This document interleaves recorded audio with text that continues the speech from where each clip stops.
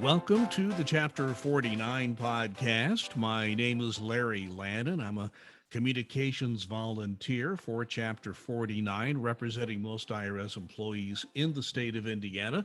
I'd like to welcome you to our weekly podcast, the Chapter 49 podcast. Last week, we did our first video version. We have audio and video. And Duncan, just so you know, our audio version still beats out our video version as far as number of plays, but who knows? Maybe that will change over time. But welcome back to Duncan Giles, our chapter president. Thank you very much, Larry. Yeah, it doesn't surprise me the audio is beating the video. I mean, do you really want to look at me? That's the key question to me. I would think that most people would rather do the audio. Just to put this on the record, this was your idea. Yeah. Okay. Let's go with that. Sure, it was. Oh my gosh. Well, we are, as I mentioned, here for our weekly podcast, and of course, we're here to talk about a variety of things that have happened in the past week. You are recording this in the early afternoon of August 5th, 2021. So let's get to the issues of the day. First thing we want to talk about, the variants that are going around, particularly the Delta variant, has certainly impacted everybody, including the federal government and the workforce. These mask edicts are going in several states and localities where they have high levels of COVID infestation. I'm sure this is a shock. The Centers for Disease Control has more current information than IRS. I think that should not surprise you about where the hotspots are. So now that we're looking at more mask edicts for people, and we see restaurants and other venues, indoor venues for the most part, instructing people, even who are fully vaccinated, to go ahead and mask up. Is it too early to tell how this may affect us in the federal government, particularly at the IRS? I think it's a continually evolving situation. Earlier this week, we had the discussion of, is the president's edict about wearing masks in the workplace just for federal buildings, or is it anywhere that executive branch employees are situated? And come to find out, it's the latter. So if you go on the CDC website, not the IRS, because the IRS is not as up to date as the CDC's website on where the hotspots are, and it says that your particular county is in a hotspot area, then yes, you're going to need to wear a mask in the office, in the hallways, going to the bathroom, lunchrooms, whatever it is. So I think you're going to start to see more and more of those come up. Well, this brings up an issue that I know is of concern to you. You and I both worked in toll-free for a period of time. I think technically, even though you're chapter president, your regular job with IRS still would be in toll-free if you were not an elected chapter president. And we have most of our people in Indiana and Indianapolis area who are working out of their homes taking these phone calls. Yet there are still some people working in the office. It's really difficult to talk to people on the phone wearing these masks. And at this point, people are still, who are working in these call centers, are still working with masks on. Is that not correct? That's a great question. And I don't know how well that's being policed. Is that the way it should be at this point? Based on my discussions with FMSS, our facilities folks, absolutely. And that's the way it should be for anywhere across the country. How well is that being enforced? I don't know. But yeah, that's why, I tell people, if you can telework, go ahead and telework, get vaccinated so you don't have to, be as concerned. But yeah, right now, as it stands right now, legally and technically, if you're on the phones sitting in IRS lease space, whether it's federal government or private, you should be wearing a mask, which is incredibly difficult. And there were some discussions ongoing at the outset of, a couple of months ago about whether folks in accounts management and similar type situations would have to wear the mask all the time when they're on the phone. They had asked for some sort of guidance or breather, and then it came, if you've been vaccinated, you didn't have to wear the mask. So that sort of fell by the wayside. Now I believe those discussions again are heating up, trying to find something that works for everyone, which is going to be a very difficult target to hit. We're going to talk in a moment about possible return to the office and what may be in the offing there, though we're still not sure about that. Before we get to that, we're looking at the scenario of when people do return to work. And once people return to work, and you are required to return to work at least part of the time, and you're unvaccinated, you choose not to vaccinate, and you come to work, the rules as we understand them now would be that, okay, if you come to work, you're unvaccinated, you must be tested. Then the question comes up, what if you refuse the test?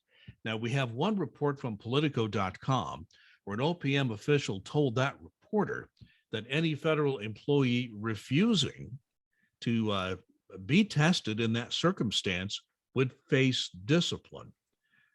That is very interesting. And of course, a union such as NTEU would have something to say about that, but that appears to be the management take, at least at the beginning of this. Just tell us your view on this whole issue of how unvaccinated people would be treated once the return to work happens, whenever that happens. Yeah, I think it's going to be a very interesting situation, as a lot of this is.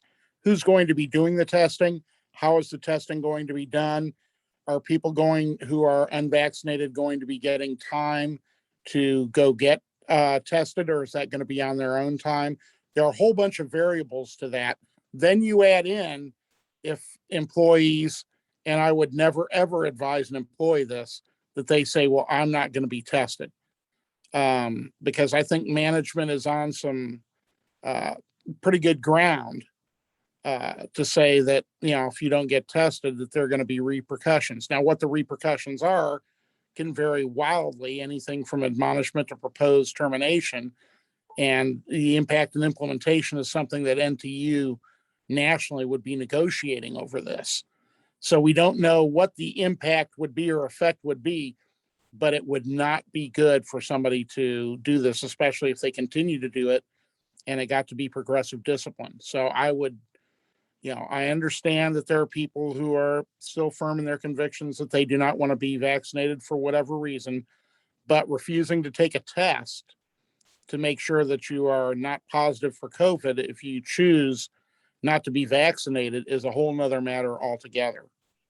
And it's worth repeating again, Duncan, you and I have talked about this on numerous occasions. It's the position of Chapter 49 as you as the president that if you're not vaccinated, get out and do it now.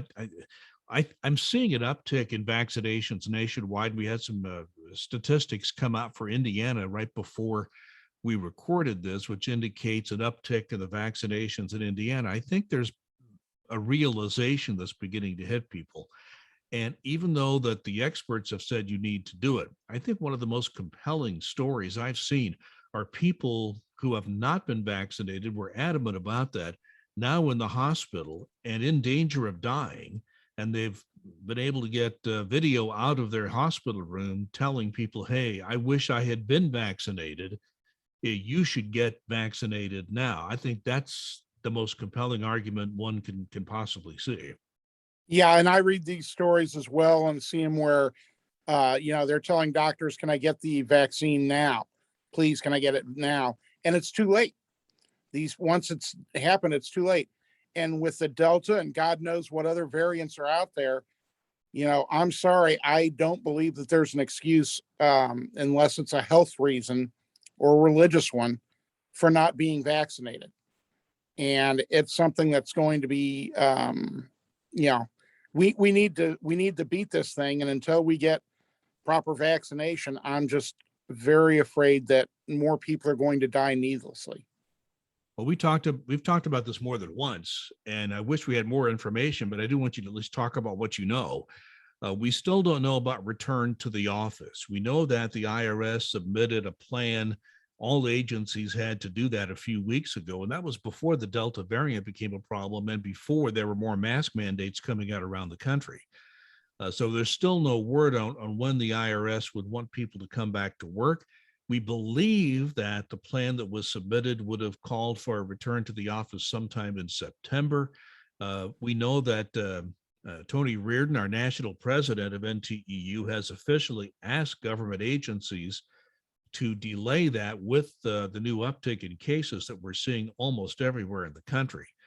So what's the latest? Is there anything at all you can add, or any update we have on that situation? There is nothing official out there. There's a bunch of confusion as to what they should do.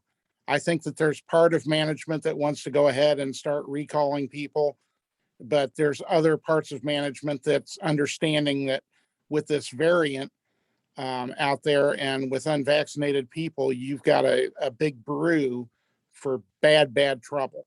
So, I wholeheartedly, I can't say enough about how much I agree with Tony's actions in going to OPM and saying, "Hey, look, let's hold off on this until we know what's going on."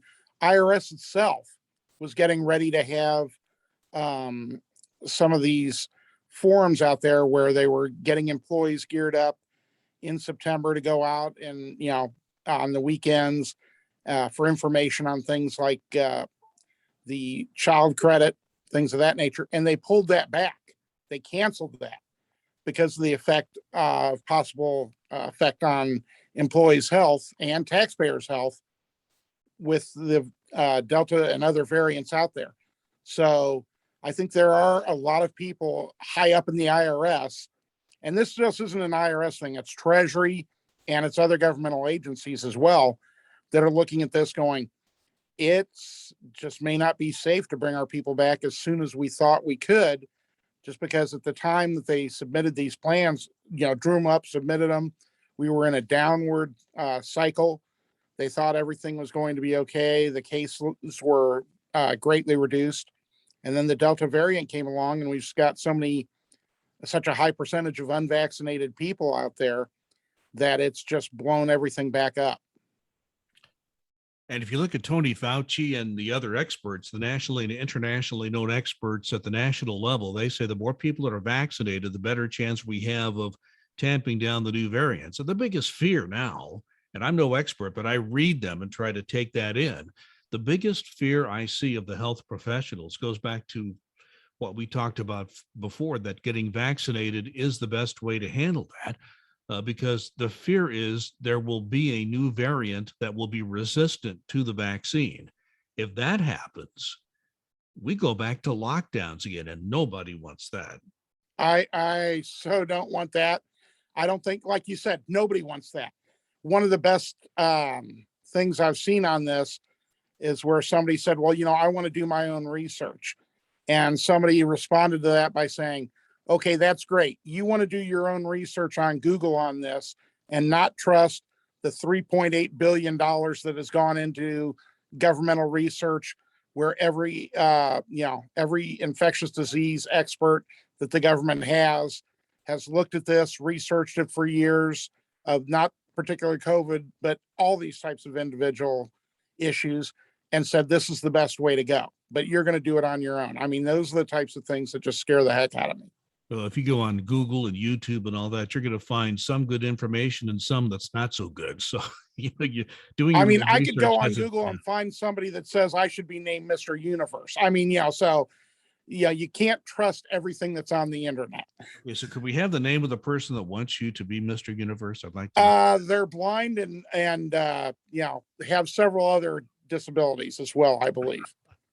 Well, boy. Yeah. I mean, there's the misinformation on some of these platforms is just unbelievable. You need to trust the people who have devoted their lives to this, have the degrees and the experience to make that kind of judgment. I mean, when I see things on the internet and see things on YouTube and some of these meetings, there's one meeting of the Arkansas governor who was urging people to get vaccinated. And people who came back to him talking about, yes, there are computer chips in the vaccine, just insane kinds of allegations that are being made. And these people are not listening to the right people. I mean, if you go on Google and the internet, you'll find that stuff, but it's not credible. Okay. It's not from anybody who knows anything about the vaccine. Well, let's move on to another issue, if we may. The House of Representatives has passed the spending plan for the IRS for the next fiscal year. It is silent on a pay raise. The administration has proposed 2.8% for next calendar year. Technically, the appropriation goes into effect if it's done on time, which it rarely is, October 1st. The pay raise goes in the calendar year. You're chuckling as I say that. An appropriation building that's passed on time. It's That's what I was been, laughing at. 10 years, 12 years. I think it's been that long again. The Senate had, the House has passed it. The Senate has not taken it up yet. They've still got the infrastructure bill being debated with amendments and all that. Last thing I saw from some of the best reporters in the Capitol Hill area is that the Senate may have this infrastructure bill done probably this weekend, and then the Senate leader, Chuck Schumer, has said that the appropriations bills must be passed before they can go on their August recess. And senators cherish their August recess. So it may get passed. Who knows? Something could always happen, but that's the intent of the Senate Majority Leader at this time. So I know I've tried to put some information on our Facebook page. If you want to follow that, you can find our Facebook page by going onto Facebook and just searching NTEU Chapter 49 Indiana, and you can follow or like our page. And I did put some updates there recently, and the National Union has taken a good look at this appropriations bill. So just from your research and your view of it, is it good or bad news for people working at IRS? It increases our funding by $1 billion, which is never a bad thing. It isn't the what we wanted the long term, and that may come in a different infrastructure bill to really beef up the hiring, to make sure that we have proper IT, the ability for taxpayers to be able to actually see their records like you would at a bank, things of that nature. We're hoping that we get that type of funding, but an additional $1 billion in funding, if what's in the House would also pass the Senate, which of course is a big hurdle, then it would be very good for us, because we, as all employees know, we desperately need hiring all across the country. There isn't a place from, the top of Maine to the bottom of California and every place in between that doesn't need more employees, whether it's at call sites, service centers, revenue officers, revenue agents, tax compliance officers, taxpayer advocate. I mean, everywhere. We just need more employees. We're just trying to, keep putting our fingers in the dam and hoping it doesn't burst. That's pretty well put. And anybody who's worked for the service knows that. And I've been gone for almost 10 years, and it was that way before I left. So it's worse now than it was at the time I was with the service. So I think we have the best possibility of beginning to rebuild the service after years and years of budgets that are simply have not been large enough to even keep up with the attrition that we have seen within the service. And we're hoping we get some more hiring authority with some legislation later in the year. We don't know that, but we're watching that very closely as well.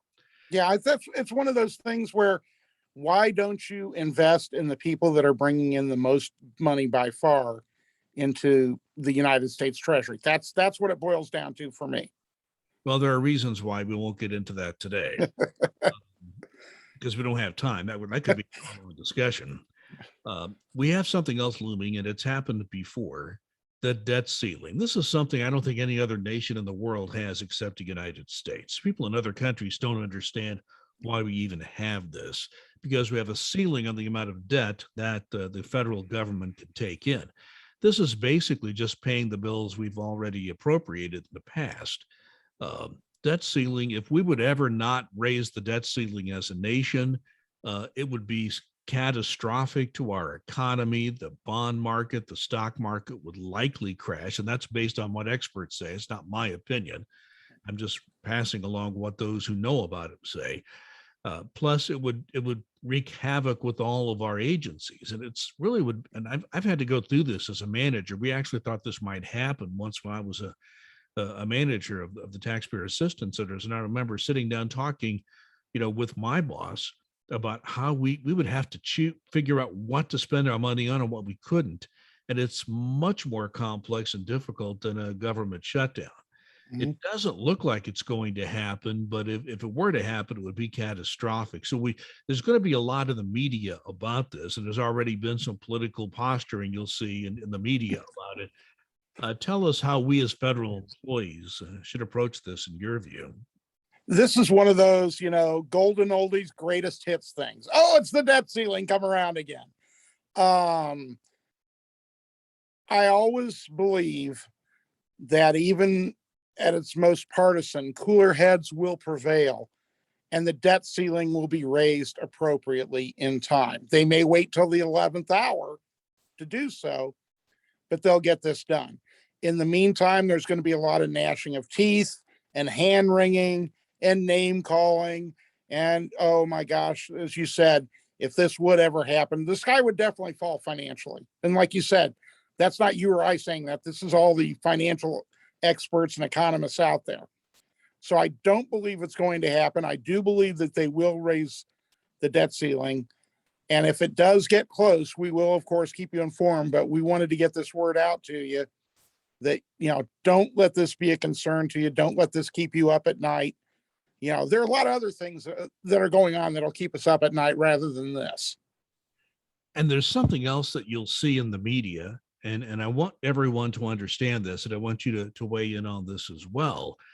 Because what normally happens when the government starts to get close on a debt ceiling, what will generally happen is that the Treasury will tap into every other asset it has just to carry it forward until Congress can actually take action on it.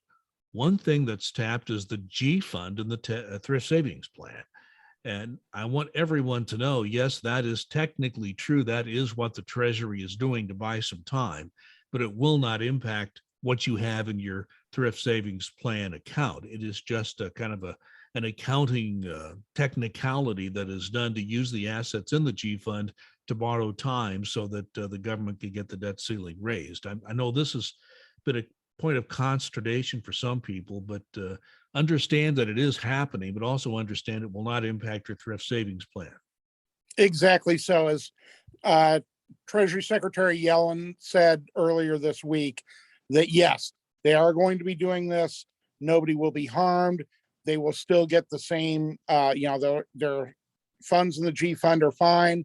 They'll still get the same interest that they would have if they hadn't tapped into it. So it's not going to be any change. It's going to be transparent for people who are in the G fund in the thrift savings plan. But it's like you said, it's a something of an accounting need to be able to do this, to continue to fund the government to keep it going until they can raise the debt ceiling. One thing I wanted to mention here at the end, if I may, and I've already been through the whole process. It was more than 10 years ago of applying for retirement. And there's a lot of paperwork that goes with it. And it has to be exactly correct. And if it's not, somebody will let you know and you need to get it corrected. If you do it all correct, it still takes a lot of time. And I understand that the government has to be careful about these things. Um, However, there is a pilot program that has just been announced by the OPM where you may be able to file all this paperwork online. The idea is to speed the process up. I know it takes months to get your retirement all approved, that an online system might make it a quicker process. So that would be welcome. Hopefully, maybe when you retire, Duncan, there'll be such a thing. Yeah, I'm really hoping so. When I saw that, my response was yes, it's about time. And it's just one of those things where they're just like the OPM is just like the IRS. We're still on the master file system, that we haven't been able to get rid of. We're still doing some of that. And that's the same way with OPM. They haven't been able to get their system up where it's totally automated and online.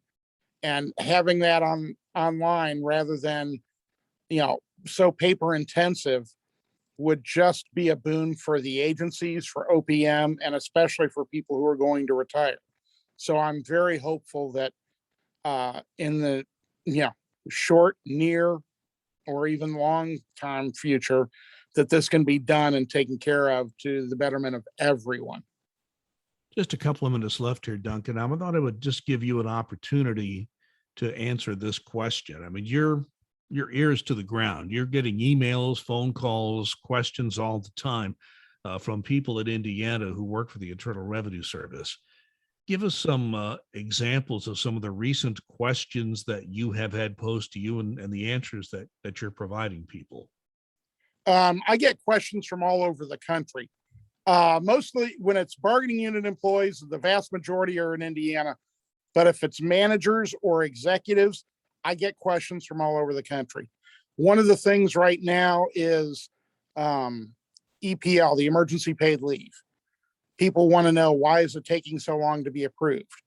Well, it used to, right at the start, a second level manager was able to go ahead and approve that. Oh, no, not anymore. They quickly stopped that one. These requests aren't being done by the business units or by the IRS. These requests now are going into OPM to have to be approved. So it's, of course, taking much longer, and there has to be a lot of corrections done to setter inputs. So it's a tough system to have to do, and we have no clue as to how much money is left in there. But that's been a big concern of a lot of people that I've had to explain, this is what's going on. Makes you wonder if eventually you won't have to get the approval of the United Nations Security Council. I mean, that's where it's one of those things where when they said it, here it is, a fund for the entire federal government, and we're going to roll this out with no way of monitoring who's putting in what where by the different agencies while it's being requested. It's a huge boondoggle because they wanted to get the money out quickly to help people, and it's going to, sooner or later, and we're talking September, it's going to end. And when it ends, there's not going to be anything more to that. And that's another thing that I've told people, from the highest executives to bargaining unit frontline employees. It's not going to be happening. There's not going to be any more money for this. So if you've got caregiver issues due to the pandemic, you're going to need to find a solution for those outside of these programs. we're about done. Once again, final message for the people listening and watching. I beat this drum continually, and I'm sorry that folks have to continue to hear it. Please, for the sake of yourself, your family, your fellow employees, get vaccinated. You may have side effects for a day or two. There aren't any microchips in it. It is safe, and it is something that's going to help not just you, but your fellow person, your fellow man, your fellow woman. So I can't strongly encourage enough to please, please, please get vaccinated. You get vaccinated for polio, you got vaccinated for smallpox, the measles, these things all went through this process. So you want to get this taken care of so we can beat this thing where it's manageable. Just heard Duncan Giles, chapter president for NTEU, chapter 49. And this has been the Chapter 49 podcast, a weekly update from our Chapter 49, which represents most IRS employees in the state of Indiana. You can find our audio podcasts on just about any platform you can find a podcast. Just search Podcasts by Larry Lannan, Lannan, and you can find all my podcasts, of which Chapter 49 podcasts are a part of that. Also, as far as the YouTube is concerned, look up Duncan Giles, and you'll find our Chapter 49 podcast there, and you can subscribe to Duncan's YouTube channel, and you'll see all of our video podcasts, this being the second one that we have, and the ones that we'll have in the future. Feel free to comment on our podcast if you wish to do so. And we thank you very much for watching and listening. Please be safe and be kind.